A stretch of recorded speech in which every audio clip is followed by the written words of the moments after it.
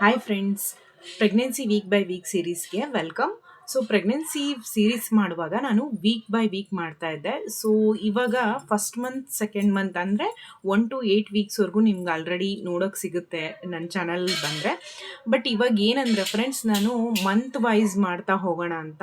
ಯಾಕಂದರೆ weak by ವೀಕಲ್ಲಿ ಅಷ್ಟೊಂದು ಏನು ಸಿಮ್ಟಮ್ಸ್ ಆಗಲಿ, ಬೇರೆ ಮದರ್ಸ್ಗಾಗಲಿ ಬೇಬಿ ಇದಾಗಲಿ ಏನೋ ಅಂತ ಚೇಂಜಸ್ ಇರೋದಿಲ್ಲ. ಸೊ ನಿಮಗೂ ಕೂಡ ಕೇಳೋದಕ್ಕೂ ಬೋರ್ ಅಂತ ಅನ್ಸಲ್ಲ, ತುಂಬ ಲೆಂದಿನೂ ಅಂತಲೂ ಅನ್ಸಲ್ಲ. ಸೊ ಹಾಗಾಗಿ ನಾನು ನೆಕ್ಸ್ಟ್ ಬರೋವಂಥ ವಿಡಿಯೋಲಿ 3rd ಮಂತ್ 4th ಮಂತ್ ಈ ಥರ ಕವರ್ ಮಾಡ್ತಾ ಹೋಗ್ತೀನಿ. ಈ 3rd ಮಂತ್ ಅಂದರೆ 9, 10, 11, 12 ಅಂದರೆ 4 ವೀಕ್ಸ್ನ ಕಂಬೈನ್ ಮಾಡಿ ನಾನು ಮಾಡ್ತಾ ಹೋಗ್ತೀನಿ. ಏನಂತ ಡಿಫ್ರೆನ್ಸ್ ಚೇಂಜಸ್ ಇರಲ್ಲ ಎಲ್ಲ ವೀಕ್ಸಲ್ಲೂ ಕೂಡ. ಓಕೆನಾ ಫ್ರೆಂಡ್ಸ್? ಇನ್ನು ನೆಕ್ಸ್ಟ್ ಬರ್ತಾ ಅಂದರೆ ಮಂತ್ ವೈಸ್ ಬರ್ತಾ ಹೋಗುತ್ತೆ. ಸೊ ನನಗೆ ಇಷ್ಟು ದಿವಸ ಹೇಗೆ ಅದನ್ನು ನೋಡಿಕೊಂಡು ಸಪೋರ್ಟ್ ಮಾಡಿದ್ರು, ಇದರಲ್ಲೂ ಕೂಡ ಅಷ್ಟೇ ನಿಮಗೆ ಎಲ್ಲನೂ ಕವರ್ ಅಪ್ ಮಾಡಿ, ಬ್ಲಡ್ ಟೆಸ್ಟ್ ಯಾವಾಗ ಮಾಡಿಸ್ತಾರೆ, ಸ್ಕ್ಯಾನಿಂಗ್ಸ್ ಇರುತ್ತೆ, ಹಾಗೆ ವ್ಯಾಕ್ಸಿನೇಷನ್ ಯಾವಾಗಿರುತ್ತೆ ಅಂತ ಪೂರ್ತಿ ನಾನು ಕವರ್ ಮಾಡಿಬಿಡ್ತೀನಿ. ಓಕೆನಾ?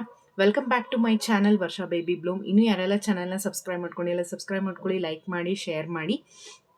ಹಾಗೆ ವೀಕಲ್ಲಿ ನಾನು ಸಂಡೇ ಮಾತ್ರ ಅಪ್ಲೋಡ್ ಮಾಡ್ತಾ ಇದ್ದೆ ಫ್ರೆಂಡ್ಸ್, 11:30ಗೆ AM-ಗೆ. ಬಟ್ ಇವಾಗ ನೆಕ್ಸ್ಟ್ ವೀಕಲ್ಲಿ 2 ವೀಡಿಯೋಸ್ನ ಹಾಕಬೇಕು ಅಂತ ಅನ್ಕೊತಾ ಇದ್ದೀನಿ. ಸೊ ಅದು ಯಾವಾಗ ಬರುತ್ತೆ ಅಂತ ನಾನು ನಿಮಗೆ ವಿಡಿಯೋಲಿ ತಿಳಿಸ್ತೀನಿ. ಓಕೆನಾ? ನೆಕ್ಸ್ಟ್ ಇವಾಗ ಟಾಪಿಕ್ಕಿಗೆ ಬರೋಣ. ಸೊ ಇವಾಗ ನಾವು 3rd ಮಂತಲ್ಲಿದ್ದೀವಿ. ಸೊ 3rd ಮಂತಲ್ಲಿ ಯಾವ್ಯಾವೆಲ್ಲ ವೀಕ್ಸ್ ಬರುತ್ತೆ ಅಂದರೆ 9, 10, 11, 12 ಬರುತ್ತೆ. ಸೊ 12 ವೀಕ್ಸ್ ಇರುತ್ತೆ.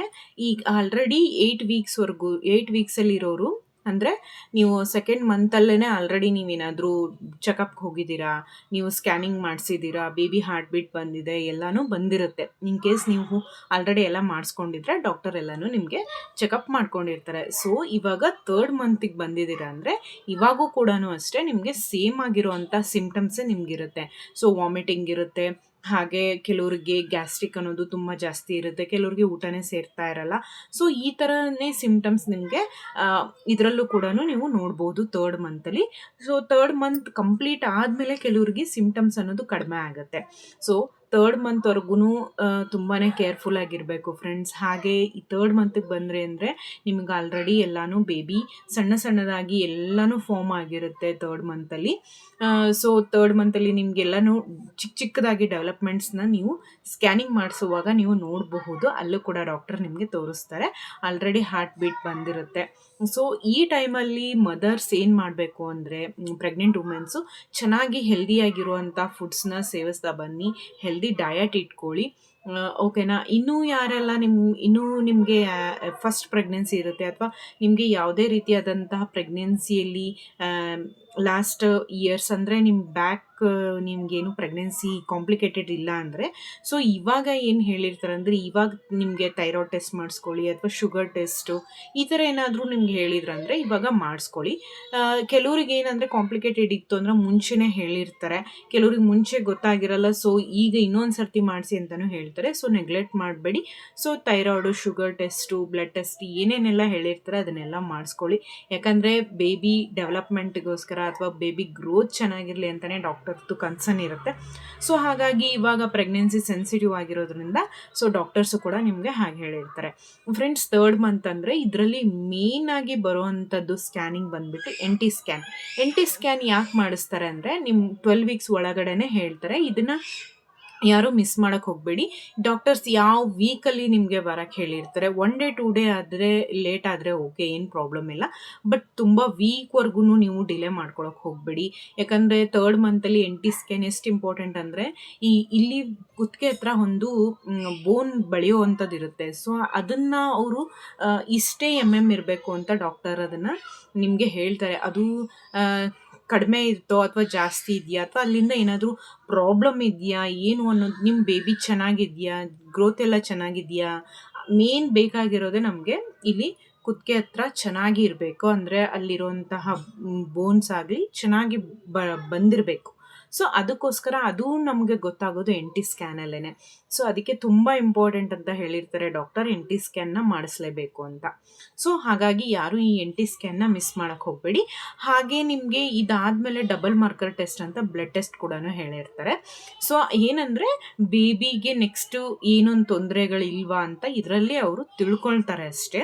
ಯಾವುದೇ ರಿಸ್ಕ್ ಇಲ್ಲ ಅಂದರೆ ಹೈ ರಿಸ್ಕಲ್ಲಿದ್ದೀರಾ, ಲೋ ರಿಸ್ಕಲ್ಲಿದ್ದೀರಾ ಅಂತ ಡಾಕ್ಟರ್ಸು ನಿಮಗೆ ಹೇಳ್ತಾರೆ. ಹೈ ರಿಸ್ಕಲ್ಲಿ ಇತ್ತು ಅಂದರೆ ಏನಾದರೂ ಟ್ಯಾಬ್ಲೆಟ್ಸ್ ಕೊಡ್ತಾರಾ ಅಥವಾ ಏನಾದರೂ ಮೇಜರ್ ಇಶ್ಯೂಸ್ ಇದೆ ಅಂತ ನಿಮಗೆ ಡಬಲ್ ಮಾರ್ಕರ್ ಟೆಸ್ಟಲ್ಲಿ ಗೊತ್ತಾಗುತ್ತೆ. ಸೊ ಹಾಗಾಗಿ ನೀವು ಇದನ್ನು ಕಂಪಲ್ಸರಿಯಾಗಿ ಎನ್ ಟಿ ಸ್ಕ್ಯಾನು ಹಾಗೆ ಡಬಲ್ ಮಾರ್ಕರ್ ಟೆಸ್ಟು ಮಾಡಿಸ್ಲೇಬೇಕಾಗುತ್ತೆ 3rd ಮಂತಲ್ಲಿ. ಓಕೆನಾ? ಸಿಮ್ಟಮ್ಸ್ ಬಂದುಬಿಟ್ಟು ಅಷ್ಟೇ ಫ್ರೆಂಡ್ಸ್, ಏನಂತ ಪೀಕ್ ಲೆವೆಲಲ್ಲಿ ಇರಲ್ಲ. ಸೊ ಇನ್ನೂ ಕೂಡ ನೀವು ಪ್ರೆಗ್ನೆಂಟ್ ವುಮೆನ್ಸ್ ಏನಂದರೆ ಎಲ್ಲಾದರೂ ಸ್ವಲ್ಪ ಜರ್ನಿ ಮಾಡೋದಾಗಲಿ ಹಾಗೆ ಮನೆ ಕೆಲಸಗಳನ್ನು ಮಾಡ್ಕೊಳ್ಳೋದಾಗಲಿ ಸ್ವಲ್ಪ ನಿಧಾನನೇ ಮಾಡ್ಕೊಳ್ಳಿ. ಹೆವಿ ಲಿಫ್ಟಿಂಗ್ಸ್ ಆ ಥರ ಎಲ್ಲ ಮಾಡೋಕ್ಕೆ ಹೋಗಬೇಡಿ. ಸೊ ಹಾಸ್ಪಿಟಲ್ಗೆ ನೀವು ಹೋಗೋದಾಯಿತು ಅಂದರೆ ಇದೆಲ್ಲ ಚೆಕಪ್ಸ್ ಇರುತ್ತೆ, ಚೆಕಪ್ಸ್ನ ಮಾಡಿಸ್ಕೊಳ್ಳಿ, ಎನ್ ಟಿ ಸ್ಕ್ಯಾನ್ನ ಮಾಡಿಸ್ಕೊಳ್ಳಿ. ಏನಾದರೂ ಡಾಕ್ಟರ್ ನಿಮಗೆ ಸಪ್ಲಿಮೆಂಟ್ಸ್ ಎಲ್ಲ ಕೊಟ್ಟಿರ್ತಾರಲ್ವ, ಈ ಟೈಮಲ್ಲಿ ಈ ಸಪ್ಲಿಮೆಂಟ್ಸ್ ಎಲ್ಲ ತೊಗೋಬೇಕಂತ, ದಯವಿಟ್ಟು ಯಾರೂ ಅದನ್ನು ಮಿಸ್ ಮಾಡೋಕ್ಕೆ ಹೋಗಬೇಡಿ ಫ್ರೆಂಡ್ಸ್. ಯಾಕಂದರೆ ಪ್ರೆಗ್ನೆನ್ಸಿ ಕೆಲವ್ರಿಗೆ ತುಂಬ ಸೆನ್ಸಿಟಿವ್ ಇರುತ್ತೆ, ಕೆಲವ್ರಿಗೆ ಆ ಥರ ಇರಲ್ಲ, ಚೆನ್ನಾಗೇ ಮೂವ್ ಆನ್ ಆಗುತ್ತೆ. ಸೊ ಒಬ್ಬೊಬ್ರದ್ದು ಒಂದೊಂದು ಥರ ಬಾಡಿ ವೇರಿಯೇಷನ್ಸ್ ಇರುತ್ತೆ. ಕೆಲವರು ಡಿಸ್ಕಸ್ ಮಾಡ್ತಾ ಇರ್ತೀರ, ಅಯ್ಯೋ ನಂಗೆ ಹಿಂಗೆ ಹೇಳಿರಲಿಲ್ಲ, ನಿಮ್ಗೆ ಹಿಂಗೆ ಹೇಳಿದಾರಾ. ಸೊ ಆ ಥರ ನೀವು ಕಂಪ್ಯಾರಿಸನ್ಸ್ನ ಮಾಡ್ಕೊಳಕ್ಕೆ ಹೋಗಬೇಡಿ. ಯಾಕಂದರೆ ಒಬ್ಬೊಬ್ರದ್ದು ಬಾಡಿ ಟೈಪ್ಸ್ ಒಂದೊಂದು ಥರ ಇರುತ್ತೆ ಅಲ್ವಾ. ಸೊ ಹಾಗಾಗಿ ನೀವು ಯಾರ್ದೂ ಕೂಡ ಕಂಪ್ಯಾರಿಸನ್ ಮಾಡಬೇಡಿ. ಡಾಕ್ಟರ್ ಏನು ಹೇಳಿರ್ತಾರೋ ಅದನ್ನು ಮಾತ್ರ ನೀವು ಫಾಲೋ ಅಪ್ ಮಾಡಿ ಅಂತ ಹೇಳ್ತೀನಿ. ಸೊ ಸ್ಕ್ಯಾನಿಂಗ್ ಬಂದುಬಿಡ್ತು ಅಂದರೆ ಮಿಸ್ ಮಾಡೋಕ್ಕೆ ಹೋಗಬೇಡಿ ಫ್ರೆಂಡ್ಸ್.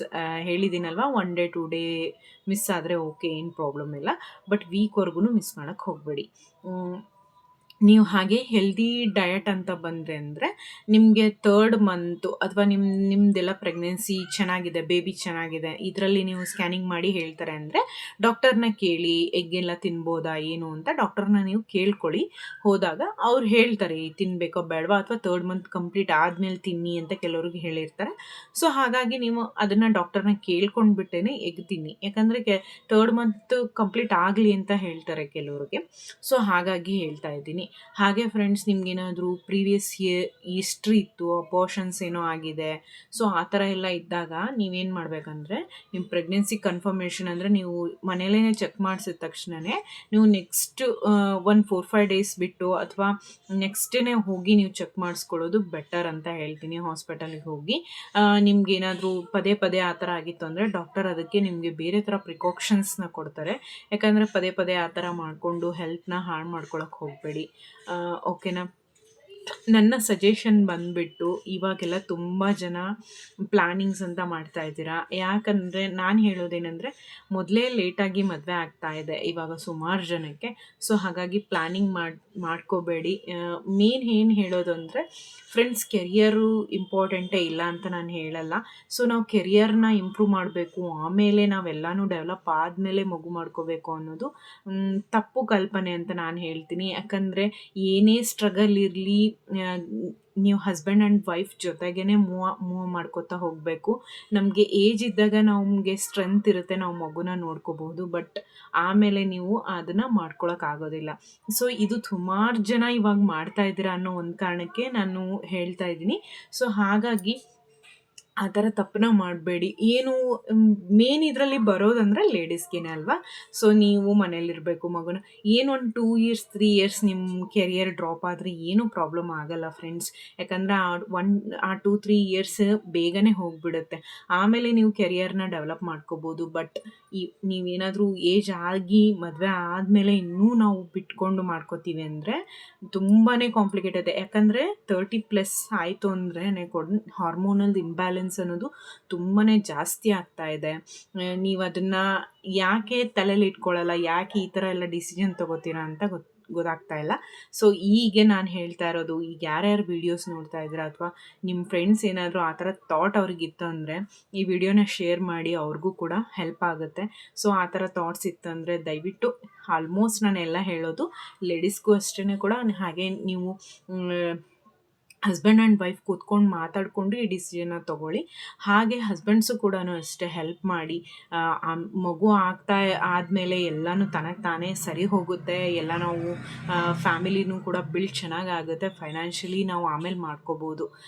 ಯಾವಾಗಾದ್ರೂ ಅಷ್ಟೇ ನಾವು ಮತ್ತೆ ಇನ್ನೊಂದು ಜಾಬ್ ಬಿಟ್ಟು ಇನ್ನೊಂದು ಜಾಬಿಗೆ ಚೇಂಜ್ ಮಾಡ್ಕೊಂಡ್ಬಿಟ್ಟು ನಾವು ಫೈನಾನ್ಷಿಯಲಿ ಇದನ್ನು ಇಂಪ್ರೂವ್ ಮಾಡ್ಕೋಬೋದು. ಬಟ್ ಇದು ಹಾಗಲ್ಲ. ಸೊ ಇದನ್ನು ಸೂಕ್ಷ್ಮ ರೀತಿಯಾಗಿ ಎಲ್ಲರೂ ಯೋಚನೆ ಮಾಡಬೇಕು. ಸೊ ಈ ಥರ ಡಿಸಿಷನ್ನ ತೊಗೊಳ್ಳಿ ಅಂತ ಹೇಳ್ತೀನಿ. ಯಾರು ಜಾಸ್ತಿ ಪ್ಲ್ಯಾನಿಂಗ್ನ ಮಾಡೋಕ್ಕೆ ಹೋಗಬೇಡಿ, ಯಾಕಂದರೆ ತುಂಬ ಕಾಂಪ್ಲಿಕೇಟೆಡ್ ಆಗುತ್ತೆ. ಇನ್ನೊಂದು ನಿಮಗೆ ಮೇನ್ ಕ್ಲಿಯರಾಗಿ ಹೇಳಬೇಕು ಅಂದರೆ, ನೀವೇನು ಇವಾಗ ಕೆರಿಯರ್ ಅಂಥೇಳಿ ಇಬ್ಬರು ಸೇರಿಕೊಂಡು ನೀವು ದುಡ್ಡೇನೋ ಮಾಡ್ಕೊತೀರಾ, ಫೈನಾನ್ಷಿಯಲಿ ಫಿಟ್ ಆಗ್ತೀರಾ ಅಂತಲೇ ಇಟ್ಕೊಳ್ಳಿ.